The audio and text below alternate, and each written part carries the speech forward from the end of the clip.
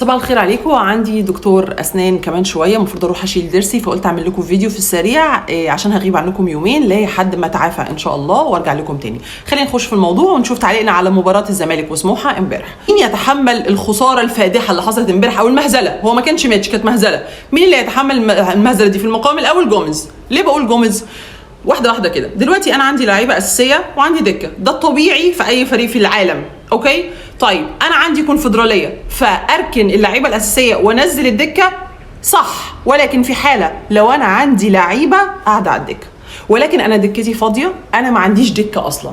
انا اللعيبه الاساسيه نفسهم عندي فيهم نواقص ومحتاجه فيهم تدعيمات، فارمي اللعيبه الاساسيه واقعدهم دكه وانزل الدكه اللي هم مش لعيبه اساسا، يبقى انا بضحي بالماتش. ومش هاممني النقط، مش هاممني ترتيبي، مش هاممني الدوري، انا همي كله فين؟ في الكونفدراليه. طيب لو هنرجع للسبب الاساسي ليه جوميز عمل النظره دي وكان همه الكونفدراليه، لانه جوميز عنده شرط في عقده انه لازم يكسب الكونفدراليه. ده شرط اساسي في عقد جوميز. لما مدير فني يبص للشرط الاساسي في العقد بتاعه ويهمه الشرط الاساسي في العقد بتاعه ويشتغل على انه ما يخسرش اللي مكتوب في العقد وما يخسرش منصبه وما يخسرش مكانته، والعقد ما يكونش لاغي من تلقاء نفسه او ما يبقاش فيه شرط جزائي او الشروط اللي هم حاطينها. اذا المدير الفني اللي عندي اناني، ما فكرش في النادي قد ما فكر في مصلحته الشخصيه، اذا يتحمل الخساره دي كلها جوميز. نيجي بقى للجزء الاخر الا وهو الزملكاويه الكيوت. الكابتن خالد الغندور طلع امبارح وقال لك ضربه الجزاء مش صحيحه وانه حسام حسن ما يستحقش الطرد. خليني امسكها معاك واحده واحده، بس قبل ما امسكها معاك واحده واحده خليني اقول لك كلمتين. فرق شاسع ما بين الزملكاوي وبين الزملكاوي الكيوت. الزملكاوي الكيوت ده ما يلزمنيش. هتقولي طب معنى كده يا ريم ان انت عايزه كل الزملكاويه يكونوا متعصبين؟ اطلاقا، المعنى بعيدا تماما عن التعصب وبعيدا تماما عن تراشق الالفاظ ان احنا نقعد نشتم في بعض ونقعد نحفل على بعض بشكل سيء. اوكي، طيب هل معنى كلامك ان انت عايزاني انسى سوء الفريق وان الفريق كان سيء جدا واقعد ارمي اللوم على الحكام؟ برضو اطلاقا. ولكن ما معنى انك تكون زملكاوي؟ اللي انا اقصده انك الحق تقوله. احنا مش عايشين في العالم الوردي. هتقول زي ما احنا قلنا دلوقتي ان فعلا جوميز كان عنده مشكله، ولكن هل ضربه الجزاء كانت صحيحه ولا غير صحيحه؟ ما تيجي نشوف.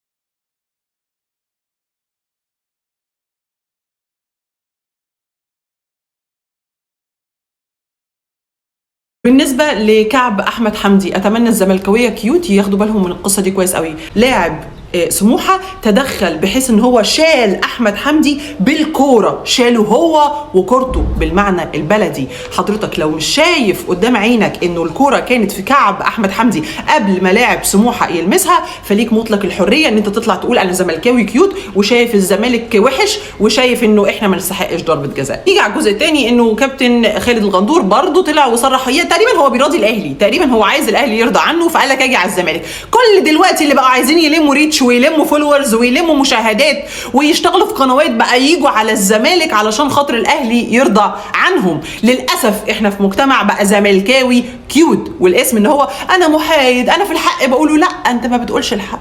لو عايز الحق قوله كامل، قول الحق كامل، لكن ما تجيش على الزمالك علشان خاطرهم. اعلام الاهلي شغال 24 ساعه واقف مع الاهلي. هل عبد المنعم حد فيهم طلع انتقده؟ بالعكس، ده كلهم وقفوا مع عبد المنعم. هل حسين الشحات اللي ساب ديني ودينك ودين امه لا اله الا الله طلع حد فيهم انتقده؟ بالعكس، كلهم قعدوا يلوموا على الشيبي وعايزين يحولوا الشيبي وعايزين يوقفوا الشيبي ويعملوا له مشاكل علشان خاطر حسين الشحات. المنظومه كامله بتشتغل عليه معاهم، لجان شغاله معاهم، سوشيال ميديا شغاله معاهم. حتى لو هم غلطانين ما بيطلعوش يقولوا ان احنا غلطانين. طب هل ده معناه ان احنا نكون زيهم ولما نكون غلطانين ما نعترفش بغلطنا؟ اعترف بغلطك، ولكن اذا وجد الخطأ، اذا وجد الخطأ.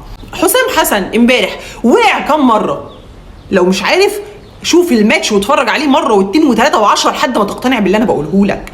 حسام حسن وقع اكتر من 10 مرات متعمد وبدون اخطاء وبدون اسباب. اذا الحكم كان لازم ياخد القرار من بدري جدا، مش متاخر قوي كده. نيجي بقى على المساله الاخيره الا وهي لاعيبتنا. طبعا احنا عارفين الف ب ان احنا محتاجين تدعيمات في الصيف، ولكن خلينا في الوقت الحالي حاليا نشوف ايه الاخطاء.